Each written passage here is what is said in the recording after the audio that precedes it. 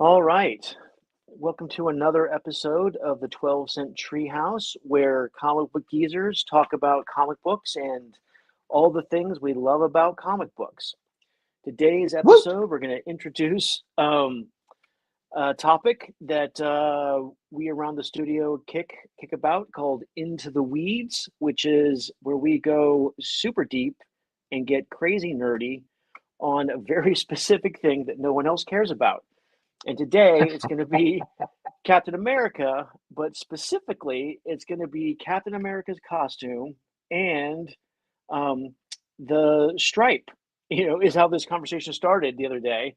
We were discussing the center stripe of Captain America's costume and why for us it's always been red, but it hasn't always been that way. And we're just gonna show some Captain America stuff, draw Captain America, and go into the weeds on Captain America's costumes and all the little details and why we think they are the way they are and why we like them to be a certain way and like to draw them a certain way. So today, your your 12 Cent Treehouse geezers are going to be myself, Jeff Johnson, and the legendary Scott Collins.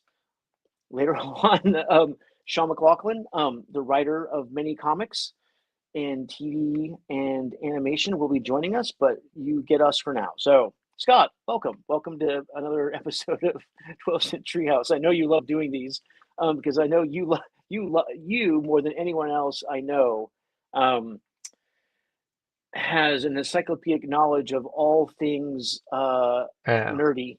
Well, at least when it comes to comic book characters. And you I've actually got a do a fair lot with. grasp on stuff, but there are plenty of people out there who put me to shame. But sure, we can get on these topics all the time. We could talk about anybody's costume or Oh whatnot, yeah, anybody that even we've gotten a chance to work on or at least done a commission for or something like that. And then we just have a great time picking apart, going like, wait a minute, do you draw the hair like this? Do you like it right. this way or that way? Does it affect how this goes or that goes? And really get into the weeds of either what we think makes the character tick visually, or how it works with their personality, and then also how we've used it, specifically for commissions or the stories we've told and that kind of stuff. Well, the details of a character's costume say a lot about the character. Like right here, this is just Captain America. Do you? So when does this one, Scott? You sent this one to me. Is this who drew this? I think this is 139. That actually looks to me like it might have been Dave Cockrum. I was Hmm. looking up a whole bunch of guys. Um, yeah, and I think that could have been Dave because I thought for a minute there that Dave might have been the one who would organize some pieces of Cap's costume since he was such a great costume designer himself and making up great costumes of Nightcrawler, Timberwolf, Colossus, Wildfire. Yeah, all over the place. Plus his own character, the Futurians, the X-Men, and all the things. Um, but that one I think is Dave, but I'm not positive actually. I Well, think so that's cover number 139. even there, at There's that old at that Jack. so there's old Jack Kirby. So the costume was designed by so Captain America was created by Siegel and was it No, Siegel Joe and Simon and Jack Joe Kirby. Simon? Joe Simon, Jack Kirby, right? So Yep. when did they make that character up?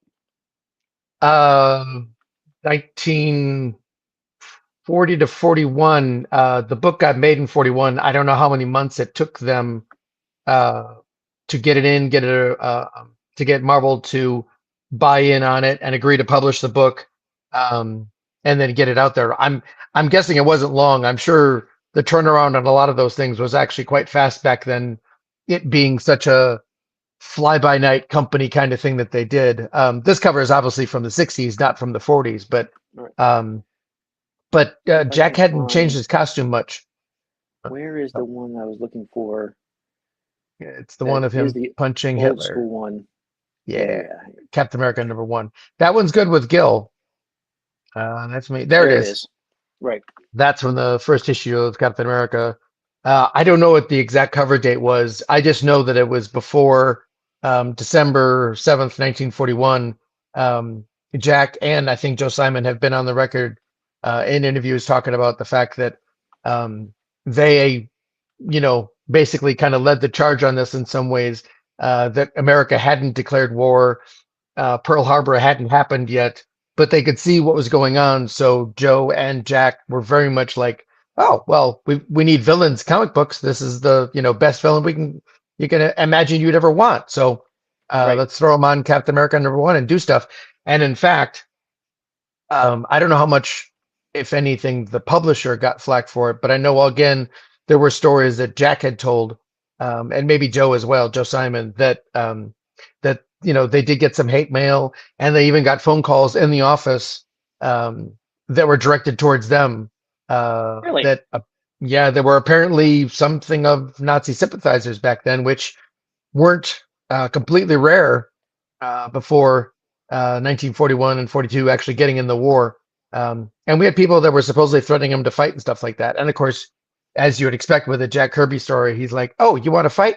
Fine. This is the address. This is where I am. I'll meet you downstairs in 5 minutes." He was definitely a scrapper. So is this, you would say this is the first published picture of Captain America? Yeah. And so Yep. who do you think had more to do with the design of the character?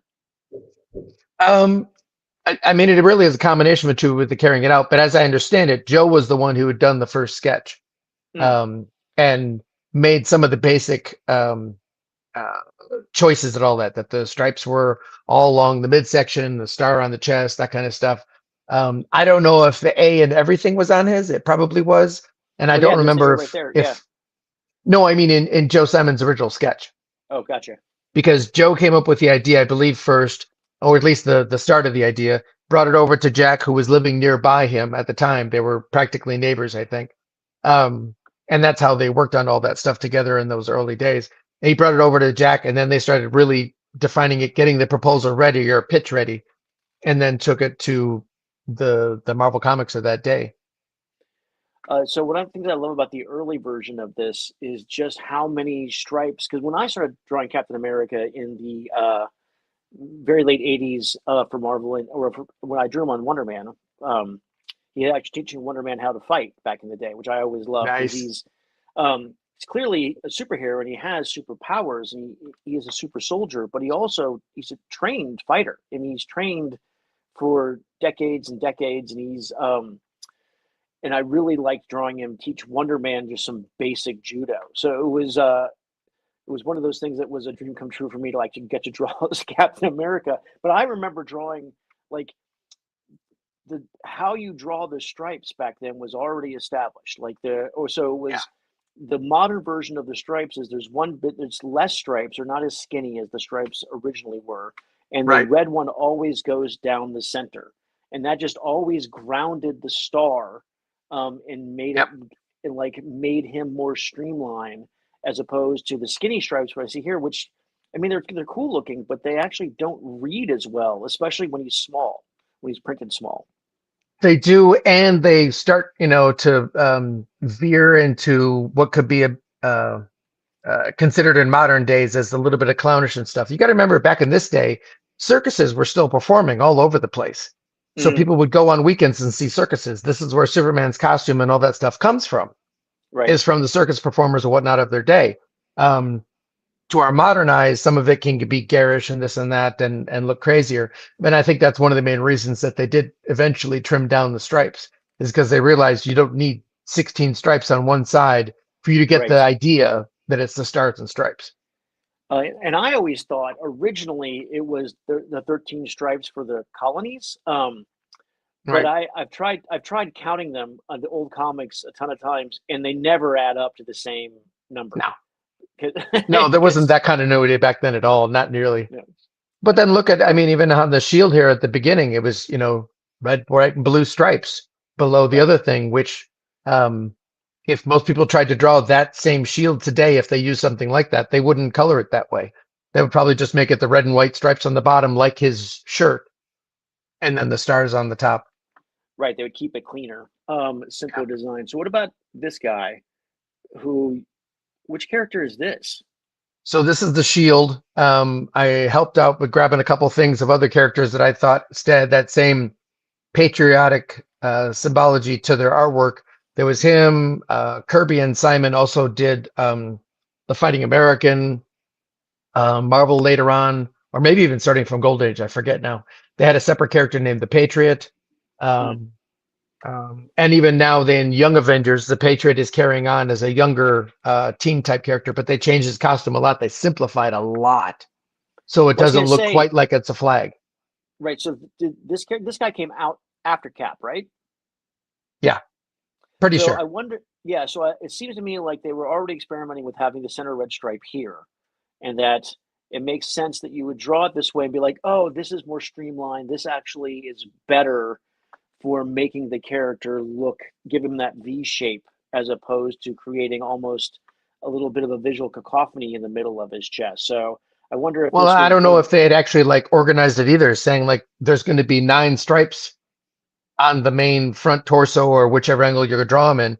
right. And in most of those cases, they're not going to want a white stripe on the outside of the body because it's Totally, very because yeah, easy it's not for the backgrounds to be white or other things to be white. So you always want to make sure that your character pops. So you'd put red on exactly. them, at least on the edges as well as then the center.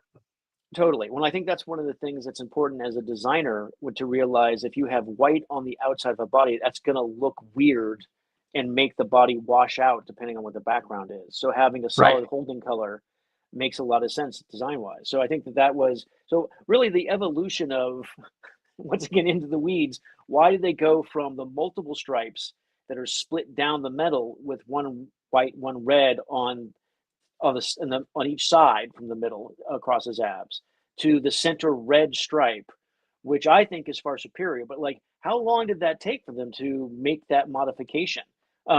Because It seems like it it took it wasn't until the 80s or at least the right. late 70s, somewhere in there. I tried to look for artwork that was from all the decades, and everything that I was finding from earlier times. There he is. There's the new Patriot, by the way. That's not a Captain America. That's the younger Patriot that's in Young Right. Avengers. Excuse Yeah, me. but you can see that the shield now it's just the red without the blue stripes. Exactly. Yeah, yeah, Exactly. Just yeah, and I didn't even think about that for his shield. I forgot that he had that specific shield. But all the rest of it too. The whole shirt that he's wearing that's just a blue knockout, and his pants are right. just a white knockout with the red stripe running down the side of his leg, that kind of thing. The holding stripes. Yeah, And the red mask, or so they've really kind of like simplified a lot of it or streamlined a lot of it so that again, they always in modern times you want to always push it more towards a uniform than being somehow perceived as a costume, because costume somehow is like a right. dirty word. Well, then also, it depending on how many times you have to draw that character and how quickly you have to draw them, the more complicated it is, and the more exacting. Like, oh, I had to have 11 stripes here, and I got to have make sure that these red ones are here. Like that takes a lot of time. Like I imagine drawing this guy on a regular basis. It drive you nuts. And that's one of the Right, reasons, honestly, too, that I think that Captain America stripes might have at first um, changed over to the whiter stripes because it simplifies things down so that it's easier to keep track of and it's easier to right, publish. right, It's easier for the printer to deal with and look for to see if there's any mistakes. If there's 11, 15 stripes going down the side of the body, and then the editor or anybody else is supposed to look over the stuff when they get to see their first printing, the rough cut, whatever it is, right. holy cow, how are you going to know if it's the right stripes or anything else? And if those colors back in the old days are slightly off register, oh boy, you have a mess. Yeah, it just looks weird. It definitely looks weird. Well, so the modern cap. So the debate rages between the two of us. Who codified making he have the final red stripe? We'll fight over anything. Because I do think that by the time Byrne was doing Cap, that's how I remember the stripe always being. And when I would see older versions, they always seemed very jarring. So at the moment, I kind of feel like Byrne might be the guy who simplified it and made it straight. But Cockrum also might have done it too, right? It might have. It was all during that time frame. It seemed like, and we found you had one of them in here. There was a Gil Kane cover that has Yeah. the red stripe down the middle, but we don't know if that red stripe was by accident or not because the stripes are still pretty thin. But if you And see, look, there's where the thing that they don't really want, as far as I know of, is he has that white um, on the outside of his rib cage and his abdomen, and right. that's really a weak way to go if you're going to have a costume going on. So who knows? Now, At the time when this was printed, Gil might have been like, "You're screwed up." Like it would have been more important to have red on the sides so we know right. where Captain America is. And then, somebody like Gil might have probably said, "Doesn't matter which stripes down the middle." Well, also, I do think it's interesting because it looks kind of like it's in the middle, but if you look at where his abs break, the line actually goes, it bifurcates his chest, like it's his abs, right? So it actually not, the red stripe is, the line's down Not the middle, but the exactly, yeah. stripe, yeah, the stripe itself is to the right. All Um, right. Well, let's go into those weeds now. Let's look at your drawing too. We were just talking about this, about oh, drawing all the abs in when you've got the stripe. right. Well, I do think that um, this, hang on a second. I tended to underdo it as I'm looking through all my past stuff. I made it more like cloth or a shirt. Right. So Um, there's wrinkles and different things going on. well, so yeah, so I've drawn the abs in, but like as I finish the costume, I will cut those details out and have it just be the stripe, Right. so that they line up here and at the outside. So it's red, white, and red. So that red is on going to be on the outside by his ribs. So in case he's so you can see, so it contains the colors will contain him in a way. Right. But that's the way I like drawing it. But I don't know if there might be a rule now in place, since I found this, which is I don't know who did this, but the character design sheet showing how Yeah. the stripes actually wrap around the body. Which is when Well, you're but drawing then again, something. it's one of those things where depend upon, your taste of the whole thing. Because of the way that they're drawing it right there and handling it, then there's a white stripe on the outside. Right, but because he's faced that way, it's Right. underneath his arm, so it's in his oblique. Right. This is a burn one, Yep. right? But he's definitely got the red all the way down the middle. And it doesn't even look like you drew it in there, but somebody colored it in and tried to get that red stripe on the edge of the outside of the abdomen. Yeah, totally. So yeah, yeah, Um, yeah. it is funny to are you drawing this one? Yeah, I'm drawing you. Very cool. Like to come from this, like this old school here, and then And there's all those multiple stripes. There's kind of the skinny A going on. Look at yeah, the wings too. The wings are right on the ears, right, they're right above the ears and not by his temples. right? Which is more what I'm used to. Right, definitely. I am definitely used to the ears being like look how high they are there. Yeah. Um, yeah, and they're higher up. They're definitely but They're at least not touching the ear. Yeah. I drew a line from the bottom of the A around his head. That's how I would decide where the A goes. Oh, really? Yeah, because if you're here, right, like there's the bottom of the wing, and as you come around, that's Oh. where the bottom of the A is. That's how I always knew where to wrap it around. The only thing I wound up coming up with, it was a place marker for me, was that then the tip or the angle of the wings, kind of going out at an angle, that to me they always pointed generally back at the eyes. Oh yeah, this way. Yep. Yeah. I mean, this is this is And so it's all many. those little things. It's like crazy stuff in the weeds of like also almost irregardless of the light sources on Captain America. I forget who told me this one too, but I think it was somebody at Marvel Comic Books. Because I would put different light sources on some Captain America drawings or whatever they're doing. They're going, yeah, that's great, but you still need to put black behind the A. Yeah, you have to have black behind the A, and because it's got to pop, Yep. and And you often do it for the star too. Exactly. always for the star too, right? So it just Yep. pops out. Yeah. Well, back when we started, coloring was not as sophisticated, and you really had to Right.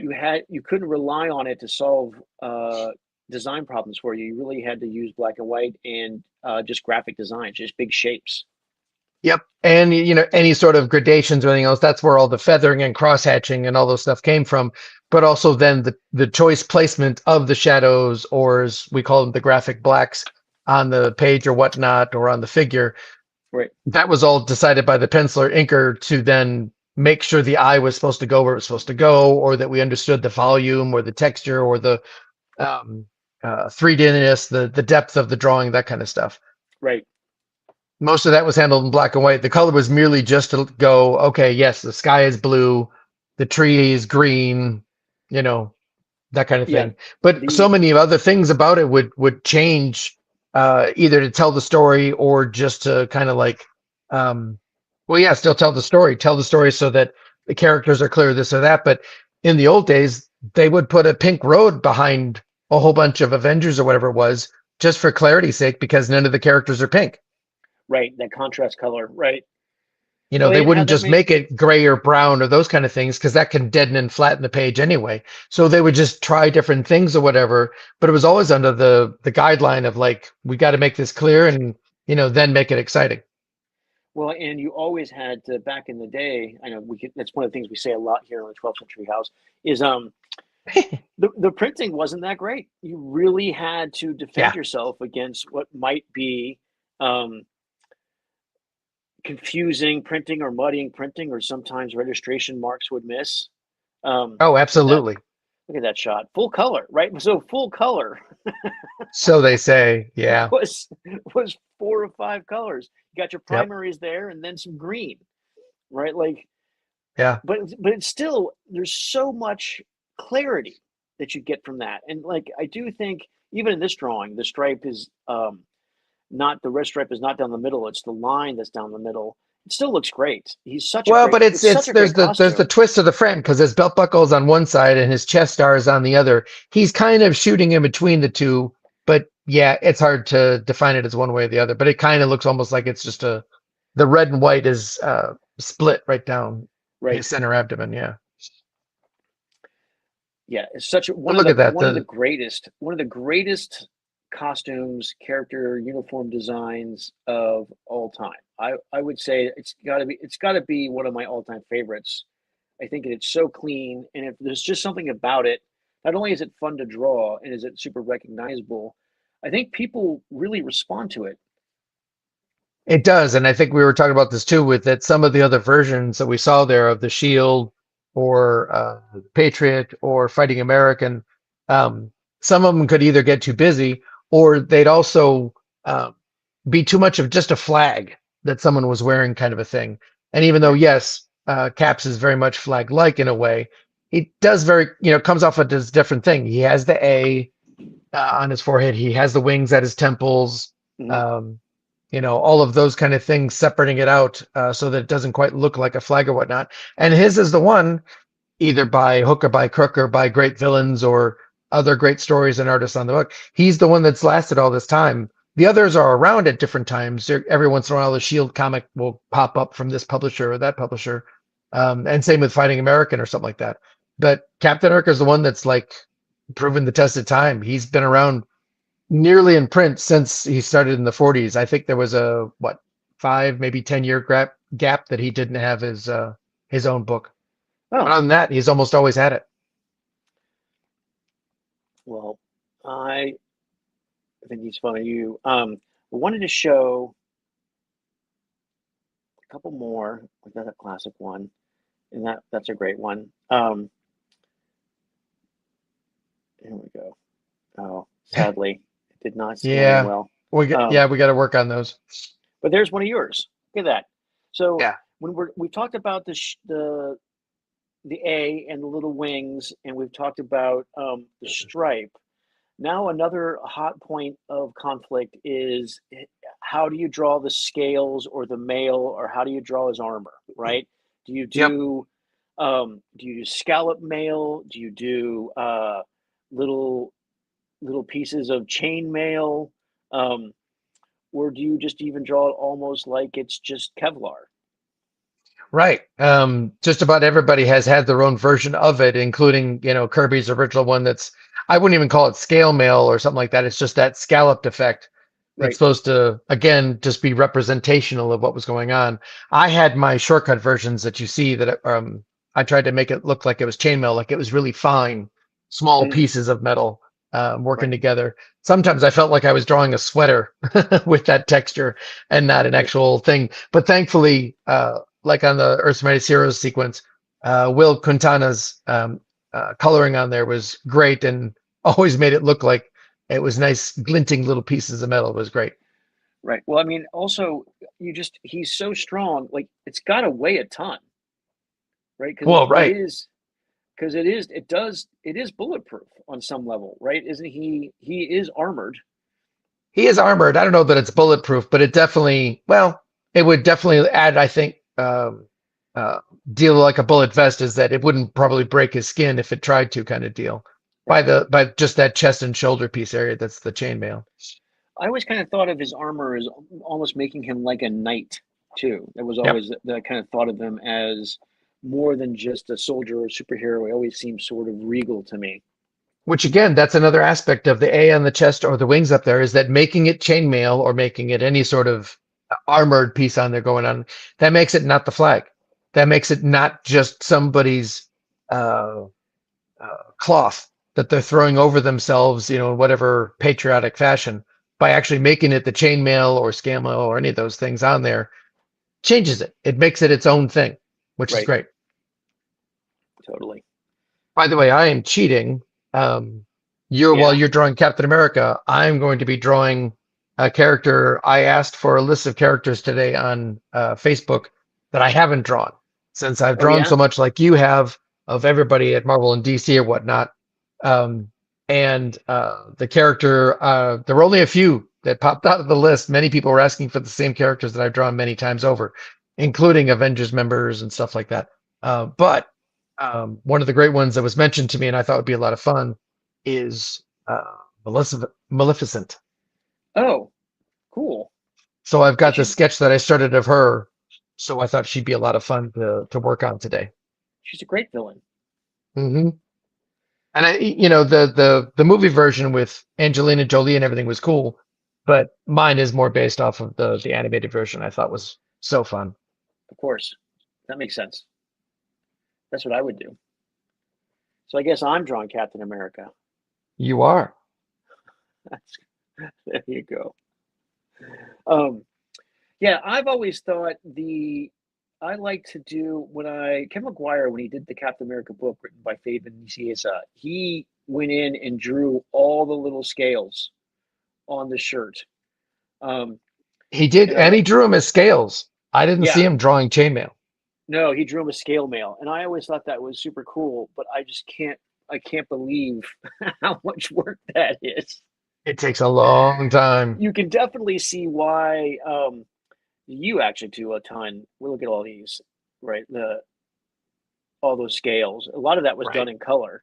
Um, The but color parts were, but I did in the black and white, I drew a lot of it. That's a little bit more of a simplified version I figured out over the years. It's kind of a right, shorthand version that I think does nearly the same thing. But honestly, in researching that, I did look at photos of people with chainmail armor versus other stuff and how it works and all those things. And including then even artists I could find that had done a rendition of actual chainmail, like Barry Smith. He did a couple King Arthur and those characters. Um, uh, these little like set of cards for him. They're really beautiful drawings. And hmm one of them, I think it's Arthur himself. Um, Besides his crown, and I think he's got a little scepter or the hilt of a sword or something like that. Somewhere all around here, he's got chainmail that Barry went in and drew real chainmail that was going on. that's insane, Intensely meticulous work that was going on. right? But it helped me figure out my shorthand. Yeah, I mean, I do like the John Byrne shorthand, which is just it's the sections. He doesn't do the whole thing because that would become, I think, muddy and heavy. Um, Right, but he does just sections of the scallops, like those little scoop, you know, that I always right. But thought, he's still stuck with scallops. yeah. Um, so who's done who? I know. When did they change it? When did they make it? Like this one here is definitely more like, Yeah, that's just like a Kevlar jacket or something. yeah, Um, I've seen different guys do different stuff, and I want to say not so much in the 80s, but more in the 90s. There were plenty of guys that were switching it around mhm, and making it almost plate mail. right, Um, some of them I saw, I thought they were confused. They actually drew ring mail because they drew the scallops so big, but also like a ring, like they thought they were doing chain mail right. and not getting the idea that the chains interlock kind of a deal. So they just had these rings that they kept drawing all around his body. I'm like, that was a nice try. Well, I mean, sometimes you want to put your stamp on a character, right? I think that's one of the things that's really interesting about working Absolutely. in the business for so long is like you want to be true to these characters and that your love of them, but you also want to like bring a little something to the table where you get to make it your own. Which is funny S- because that only came around in vogue starting around our time that we broke in. Um, I think because of the Todd McFarlanes or any of the like George Perez, Marshall Rogers, the guys who are really kind of like stylistically sticking out. All the oh, previous gen. Oh, hey, Sean. Apologies for being late. oh, no worries. We were just No worries. rambling about Captain America and his mighty shield. Well, when he throws, all those who chose to oppose must yield. Exactly. Exactly. Thank you. Thank you. I heard talking about George Perez. So what I was saying was we were talking about how during our professional career time is when it kind of started that everybody was putting their stamp on those characters. And the end of my point I was just making was that up and until that time, through the 80s or whatnot, it was much more, I think, standard practice for most artists out there, whoever it was, that they do something that was at least strongly connected to and replicating what had been done before or whatever became the DC house style or the Marvel house style Yep. or whatever it was. Yep. So Sal Buscema and all of those guys, John, Don Heck, any of those guys would have been really looking for that central style or whatever that Stan Lee was generally looking for, or whatever it was for the approval process. Whereas around the time that we came in, because of the Todd McFarlane's and stuff, they really started to break down barriers of like Todd on Spider-Man. His Spider-Man was very different from a lot of the Spider-Mans in form. Oh yeah. Um, but It was that very, became like the in thing, including when I got on Flash. I talked to Mike Carlin about having been offered the job and what DC really wants and trying to get a conversation to understand even more of what the company might have wanted out of the project because it was a monthly book. And he even said to me at the time, he's just like, I want to see a Scott Collins Flash that we haven't seen before. that's cool. That's cool. You're in the 60s. Yeah, there were like accepted house styles. Like even Kurt Swan felt a little bit like Shelley Moldoff on Batman, and Yep. Swan was a big departure from Wayne Boring, who came from the Schuster studio. But even at Marvel, like Buscema and Kirby and Ditko were all like kind of the house style, but they were like really different from each other. But it felt like everybody needed to fall into one of those molds for them.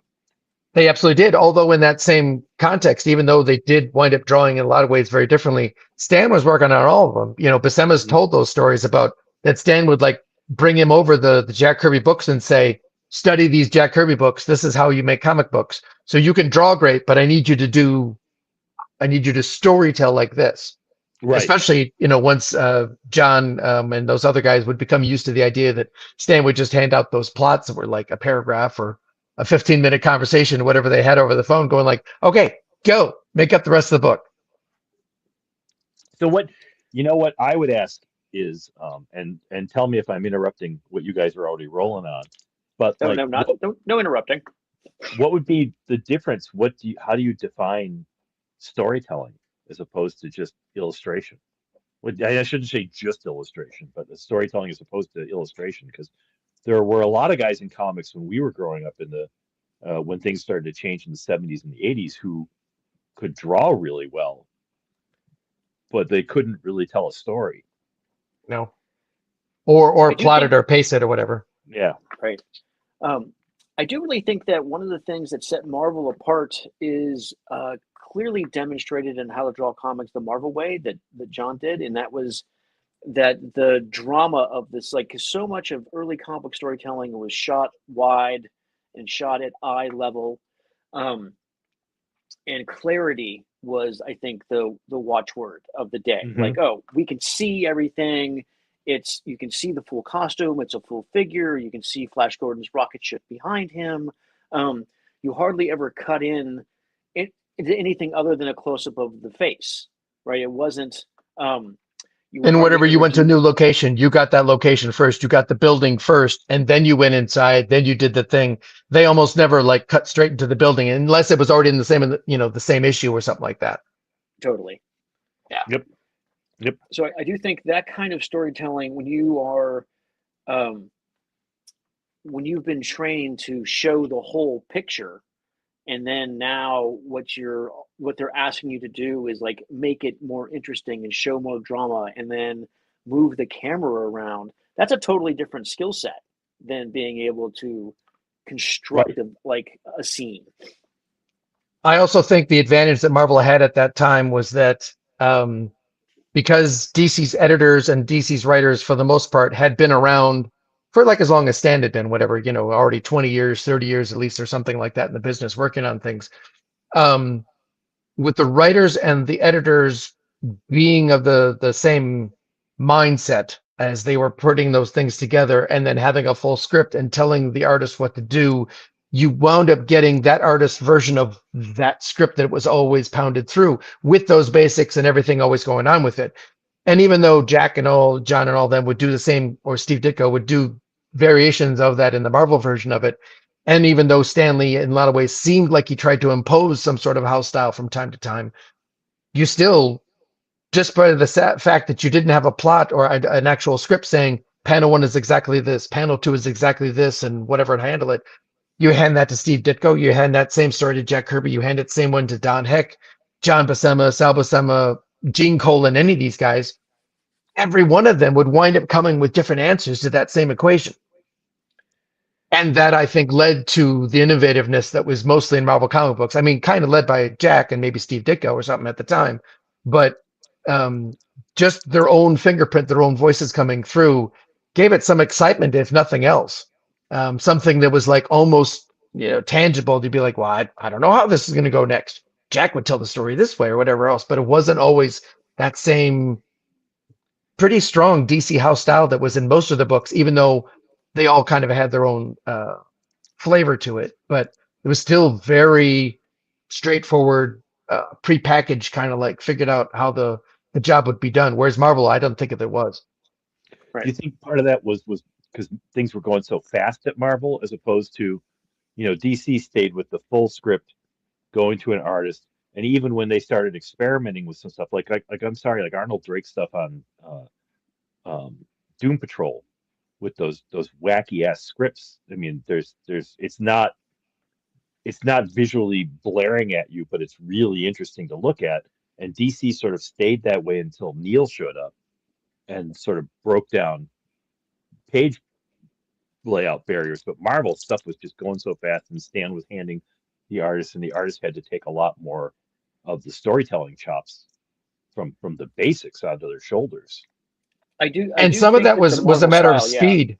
Yeah. But I also think it was connected to the fact that like Stan probably couldn't hire many other full-time writers or anything else at that time. Right. So it was just leaning on the other guys to fill in a part of the job that, once they went from 6 books or whatever they started with kind of thing into the actual 12 or 16 they were maxed out at, Stan couldn't write 16, books a month or get Larry DeLiber to help him, whatever he'd do.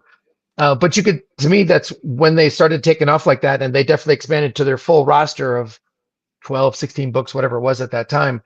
You saw the writing change because Stan Lee did lean on all these guys more and more and more, that you'd get a different story on a Gene Colan on Daredevil than how it was told in a Jack Kirby FF or any of those kind of things going on. So that was also, to me, that blossoming of Marvel comic books when that style really developed that everybody talks about now. I don't think it was actually there and present in the first 6 months, year or so of Marvel comic books, because the early FFs, the first 12, 20 issues or so, are very different than what happened starting in like the 30s and onward, when Jack really seemed to take over a lot of the plotting. Yeah, they feel much more like 30s pulp stories than they do what we came to understand as superhero stories at the time. They felt really heavily influenced by Doc Savage and stuff like that. Where DC was obviously very corporate, and but Marvel just had, to me, it felt like it had to go so fast that they weren't intentionally breaking down barriers. I mean, really, for all the shit that Stan's legacy has taken for what he took credit for and what he didn't take credit for, my understanding, and from what I've read, is the guy was just trying to keep the fucking doors open at this place, and doing whatever he could just to keep his uncle from shutting the place down. There's a lot of that, and there's also that several artists of that time have mentioned in defense or whichever of Stan Lee going like, look, I did the same job at DC sometimes under a pseudonym or whatever I did at the time. And then I would do jobs under Stan. And even if it was a 15-minute conversation with Stan or something like that, Stan's enthusiasm that we always heard about, all those stories about him jumping on the table and acting out the fights or whatever else was going on, that kind of enthusiasm, I think, goes a long way towards some editor at DC, or I don't always blame DC, but whatever it was for all the other companies would be like, okay, here's the job. I need it done by Friday. Don't forget to do these buildings this way we talked about. Do this. I mean, Shooter talked about all the millions of times he was browbeaten while he was working those early jobs.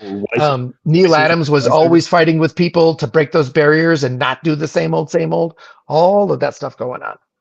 Mm-hmm. So again, it was one of those somewhat by accident, and it probably happened, but yeah, you got to give Stan credit for that kind of stuff because they winged it and they went for it. Yeah.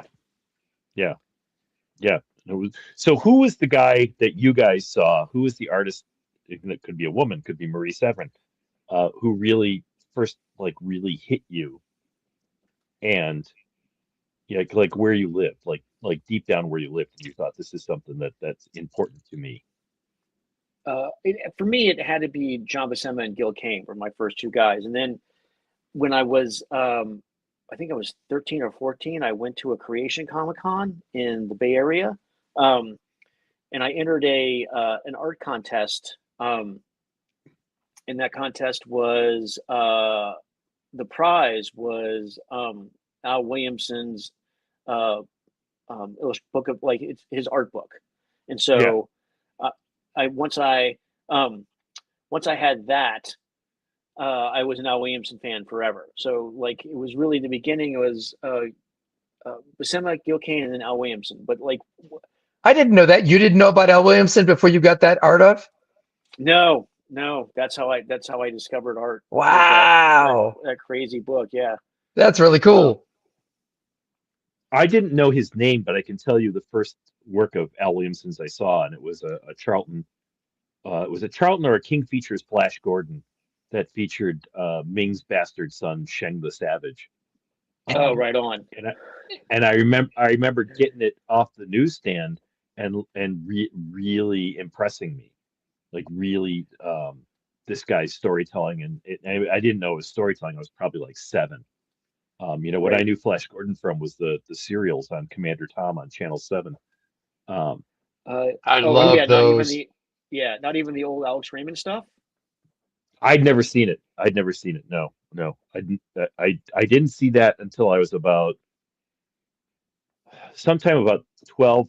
When I was 12, my dad gave me that big Buck Rogers collected works of Buck Rogers in the 25th Century book, which nice. Oh wow, blew my mind. Yeah.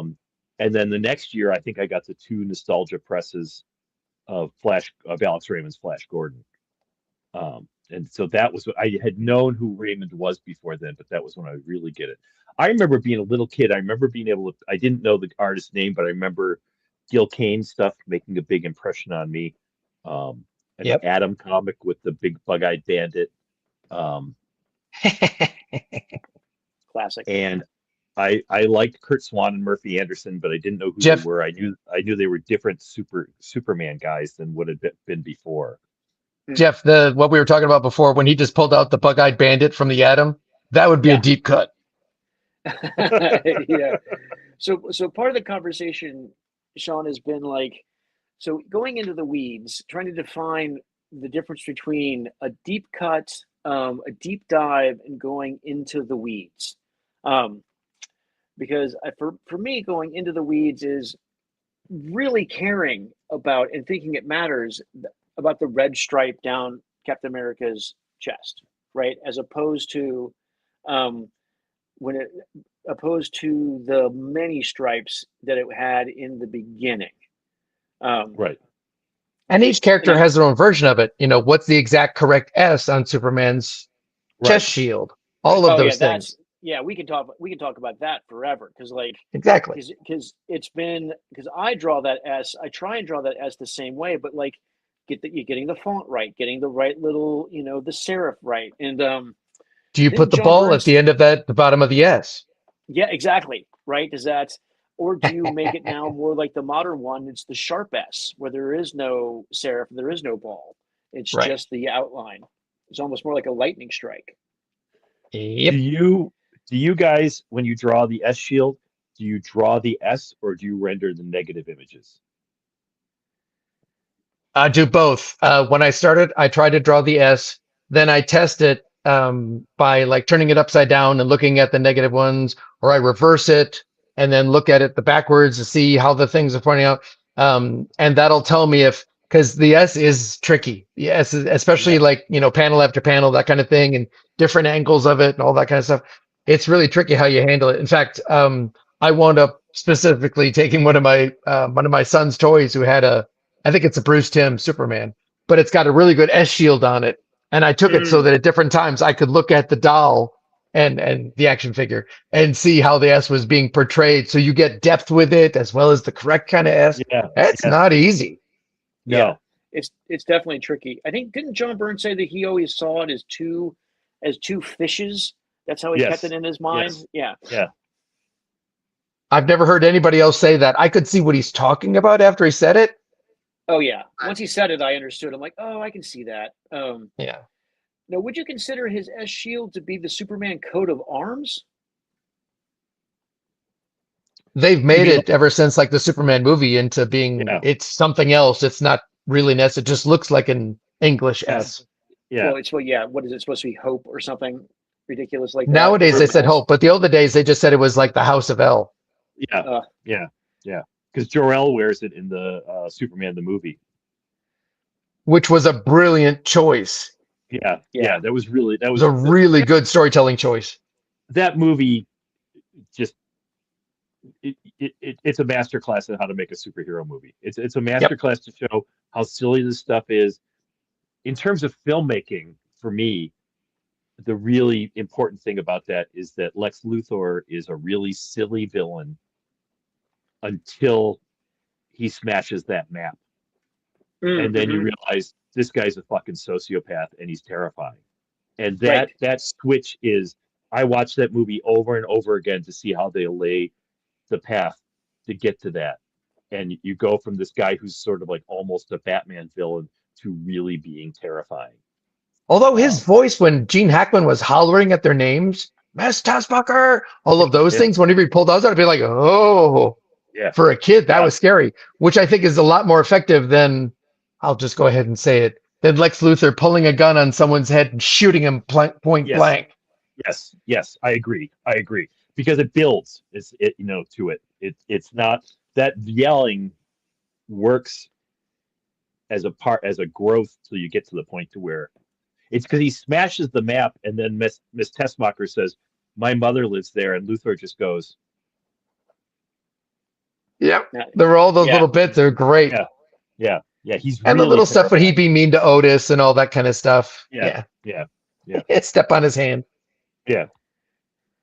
But I think with the S shield, they found a way to sort of like make sense out of it and connect it back. And you're right, it's a really good storytelling idea. Right, because brilliant choice.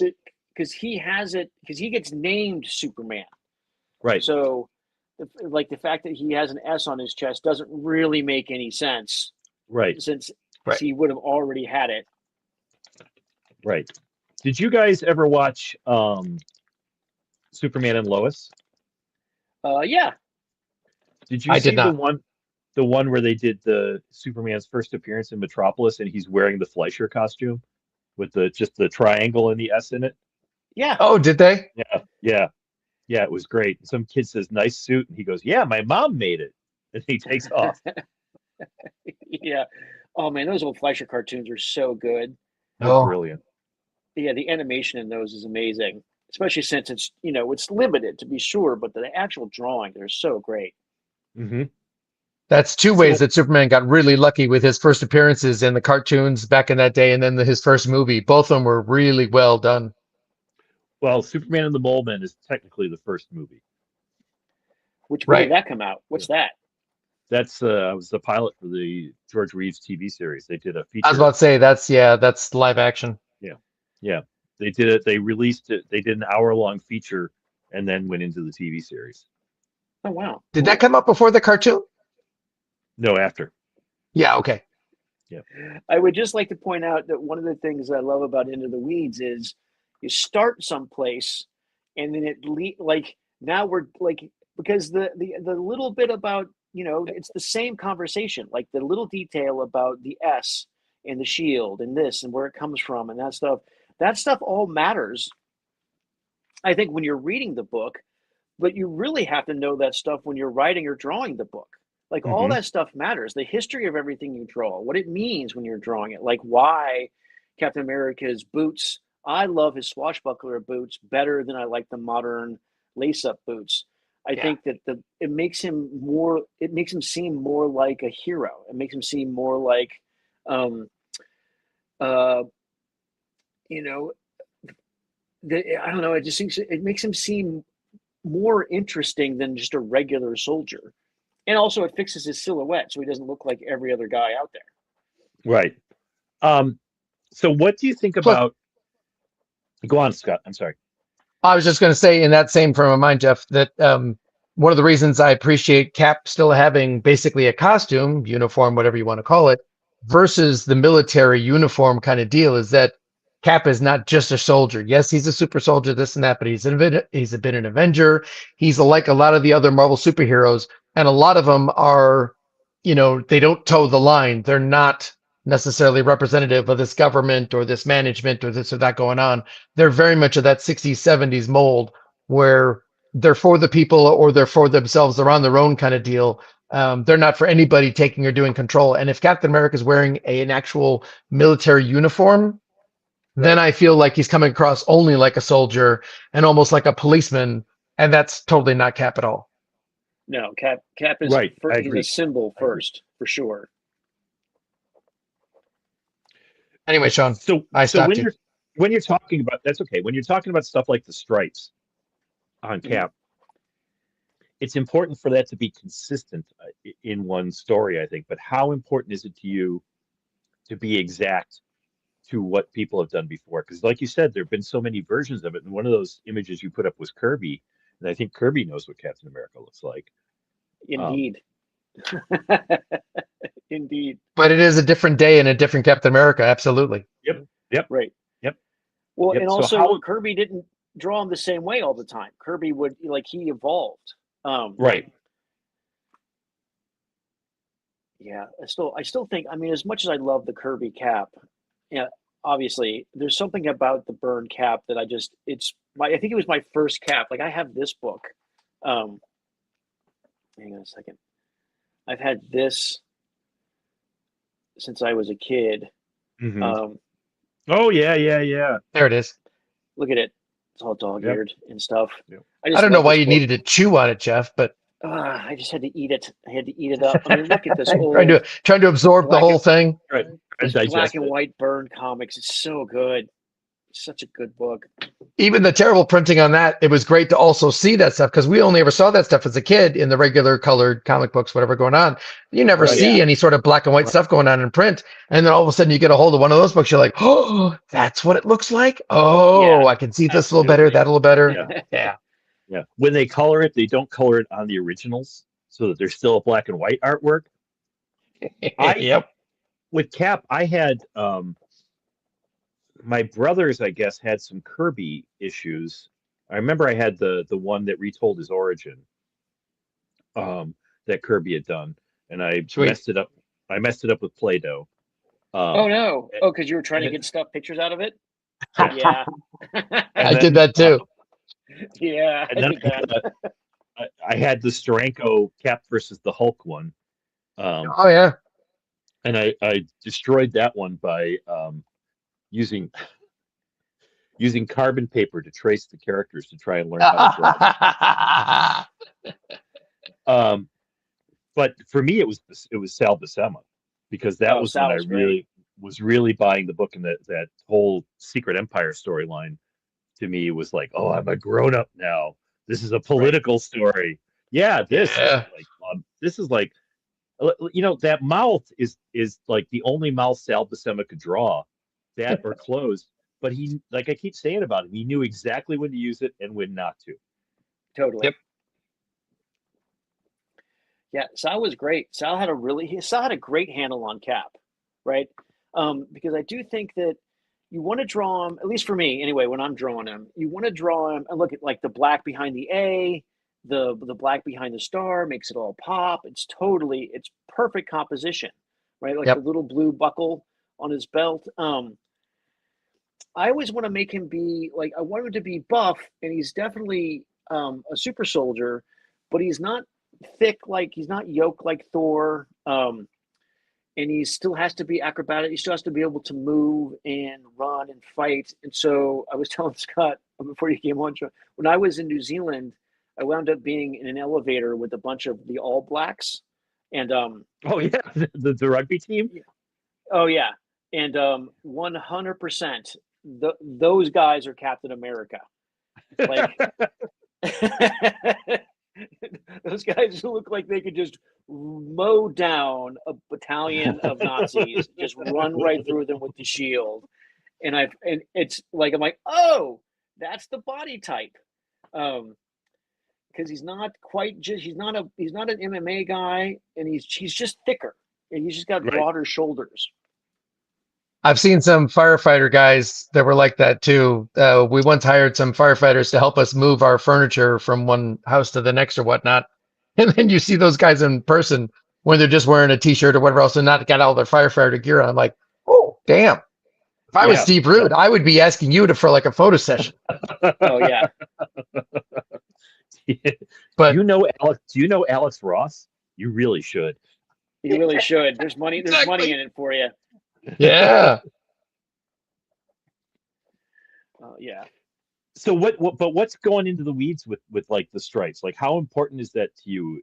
Is it because to me going in the weeds means it's either you're going something that's, and maybe I'm got the wrong idea from what you're looking at, but it means like you get so tied up in a small thing that isn't really affecting the rest of it. I'll give you a story. I'll tell you what going the Sure. weeds is for me. Clint Eastwood, when he was shooting a movie, he let a student, a guy who had just graduated high school, to his second unit shoot for him. And all the second unit had to do, it just had to take a camera out and park the car. That was all. They just had to get a shot of a car being parked in a parking space. And the kid was gone all day. And he comes back with the crew, and Eastwood says, "What took you so long?" And he goes, "Well, first time the car pulled in, it looked good, but it was a little to the left of the parking space. And the second time it pulled in, it was a little to the right. And then he pulled it a little too far and I pulled a little too back. But I kept shooting until I got the car parked exactly in the middle of the parking space." And Eastwood said, "It's not a movie about a guy parking a car. That's not what the movie's about." I And mean, to me, yes, that's what going in the weeds is to me. I totally hear you and agree. However, I think it is a movie about a guy parking a car. Like it is. It is if it's the main often- character parking the car, if it, it's if he's not supposed to look like a dunce or something. Yeah, but like if it's, I think maybe it's not important that it is. I think it's better graphically that the stripe is down the middle, the red stripe is down the middle. However, it's not that important so long as it's consistent. However, the person chooses to draw it. If it's the same, if he makes it the same all the time, Yes. I think that's more important than the actual detail itself. Is that it's consistent? Because if the spell you're trying to create with a comic is that someone is transported and taken away, and so if something looks wrong and that drops you out of the story, then I think that's a travesty. Like that's a big deal. So it doesn't matter. Right. It doesn't. I like it. I prefer it this way. I think it's better graphically, but it doesn't really And some of them matter. So, feel like they're subconscious choices or something like that. But other times we've had other discussions, like we've known some people that have drawn Captain America, and you see his blonde eyebrows right. sticking out of the eye hole. Yeah. And that might I seem see like it's a small choice, like it's always just an eyebrow. What in the world? That's not a big deal. Like, but that yellow, especially the day when it was first being done, it was still pretty much the standard printing. I'm like, Right. oh, what's that Right. yellow doing above his eyes and the face and everything else going on? To me, it was hugely distracting. Totally. So and also, it- yeah, it matters. Yes. I think it matters. And also, it's not just the fact that the yellow like the popped out and it was like, oh, that yellow is out of place on the blue on the blue thing is like that's Steve Rogers. The eyebrows are Steve Rogers. That's not Captain America. And so now we're Yeah. mixing the two, and I find that confusing. Right. So, it's, I think on some level it doesn't really matter, but I do think everything matters a lot, especially if you're, some of us can be obsessive. Some of us can be a little obsessive about stuff. No, Almost all the really good artists, I think, are on some level. Yeah. If you got the truth out of Frank Frazetta, I'm sure he was massively critical and obsessive about every little line as he finished it, even if he was trying to paint it, as zen as he could and trying to get it done in 16 hours or whatever he was doing, kind of a thing. I'm sure ultimately, that's why he went through some of his paintings later on and repainted figures again and again and again and doing that stuff. The other angle of go ahead. I was gonna say, didn't he do that woman on the horse by the ocean like 5 or 6 times? Yep. Yeah. And even that main Captain America, or not Captain America, Conan one, where it's him on top of like the army of people that he's killing, that kind of stuff. Originally, it was a different axe wielding that was going on than the one that's the more popular version that's now. Oh no, it was a more straight on shot of Conan. That's what he was doing. And then he wound up changing it to the one where the axe is hooking around as far as the flow of the whole thing going on. Nice.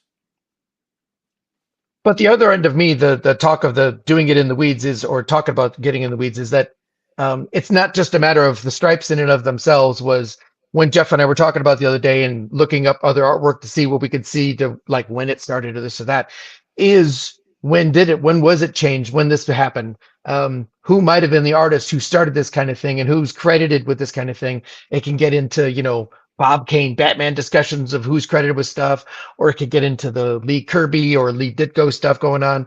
It gets into the weeds of like, who did this, who set this up, and the different conversations we'd have professionals where we'd hear different stories about, like I've had that conversation with John Romita that would tell me as we're talking about all these things going on that yes, Daredevil swings and does his actions different than Spider-Man. And that's like concrete in his brain going, you can't have the two characters standing, swinging, fighting, doing anything in the exact same pose. They have to have their own thing to them. Right. So it's all of the stuff. It's that visual representation, but then it's that thought process of like how we can not be difficult about the whole thing, but really do our due diligence about making sure these stories come off as interesting as possible. Yeah, well, I mean, if it's real for us, I mean, this is where I think of it. Like, if it's real for us, then it can be real for the reader. And if it's real for the reader, then they'll come back, right? And then they'll invest emotionally. And if it's not, and if you do stuff where it loses that sense of believability, then I think, it's kind of a disservice to the person reading the book. Like if suddenly Wonder Man has blonde hair, or suddenly Wonder Man's W is different, or if at some point this character doesn't, like, his eyebrow pops out from under his hood, you're like, oh, did anyone else see that? Like, is someone going to recognize that he is Steve Rogers now? Also, I hate that. I think it's jarring. So that brings to me two different things of what we're all striving for. Is one is that movie from the first Superman movie with Donner was verisimilitude, if I said that right. Yeah, that's the word. But then also, when I first was hired and I was working with Bob Layton and Jim Shooter, Bob had that greater phrase for me, a phrase or word for me was that he goes, I don't need you to prove me that it's real, this or that. He goes, you just need to convince me. If I'm convinced that that's a shield, if I'm convinced that that's a car, or that's an explosion out of a building, or whatever it is, if you convince me, boom, job done. Fabian, go ahead. I read something this week where somebody said realism is the death of art, and that really hit me hard. Because it does. A lot of people really want stuff to be realistic, especially the kind of stuff we do, superhero stuff. Can you make it more real? And like at a certain point, I got to like, and I will, I've had my problems with Bruce, but Bruce's one of his great strengths was that he never gave a shit about that. Right. It was how do you do this so that it works, and the emotional thing is really important, and a lot of editors in comics don't understand that at all. don't understand it at all, and sometimes story editors in TV don't get it either. You know, Yeah. Well, it's all metaphor. I mean, it's not Captain America isn't a real like you can't run into a battle with, a shield. That's crazy. But the idea of the human spirit can, the metaphor of adventure can, right? The person that you would like to be can. And so I think that's the part that gets whenever someone tries to like make a character believable or too believable. I mean, they need to be believable, but make them too real. I always feel like they lose Yes. the important part of the thematic, the metaphor. Like what do we like? Spider-Man, of course. Like I remember, was it a spoof comic where they showed all of his webs just covering the city, and there were people like tripping on them and being like, "What was that?" I'm like, what the is this? What is this? I thought that Except that they forgot one of the core precepts of those webbing it dissolved was in an like they were hour. supposed to last like 15 minutes or something. Yeah. Right. Yeah. Which again, I agree. it's just 100%. enough for us to believe in it. Yeah. Exactly. Yeah, and What was to that, Sean? believe in it in that context, to believe in it in that context, reading that comic book, Yeah. it's it. You put down the comic book and you go, I don't believe that anymore. But while you're reading that, you're involved in it. Right. Totally. And that's one of the things that Stan did really well. It actually was still a thing when Scott and I were coming up in comics, is that the first few pages you saw you got the history. He gave you a recap, bitten by a radioactive spider. Even if it was just a paragraph above, you always got a quick origin. Not always drawn, but you got a recap, so you knew what was happening. And then that classic start the story with someone doing something they would do regularly, like Spider-Man swinging across the city, or Peter Parker taking a test, like whatever, who this character is. Like now we see it, and I think that's what I mean. That was just always standard when you would get a script. You'd have like the character introduction. You'd have a few panels where you would figure it out. And I always liked that. I mean, what was the Stan Lee thing? Like, you have to assume this is someone's first Spider-Man comic. Yes, Yeah. you have to. Every comic is somebody's first comic. Yeah. All right. Yeah. Well, gentlemen, How we doing? We're doing good. Oh, we did our hour. Yeah. Yep.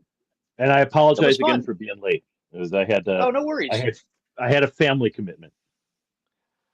Totally. Look what we did, though. Look at this. Oh, Figured out how to do that. Da, da, da. Very cool. And- Very cool. And figured out how to do this. So And you don't then- need me. You don't need me anymore. Oh, we no. need you more. We still more need than you. ever. Yeah. Especially if All right. both Jeff and I are going to be drawing or whatnot during the show, then you could be the one that can help out with the camera stuff. Otherwise, we had to take turns of who's drawing. We had to do that on the old show. Yeah, and so we're getting better at this, and at some point we'll even like have chat and responses, and We might get an We'll intro have- song. yeah, we're gonna get intro song. We're gonna get all that stuff. All right, fellas, let's wrap it up. I'm Jeff Johnson. It was great to spend time with you. And I'm Scott Collins. Thanks for coming on board and listen to us babble, babble, babble. yeah, I'm the late Sean McLaughlin, and they carry a bigger load than I do. yeah, and we will see you guys. We'll see you next week. Thanks for joining us. See you next time. Take care, everybody.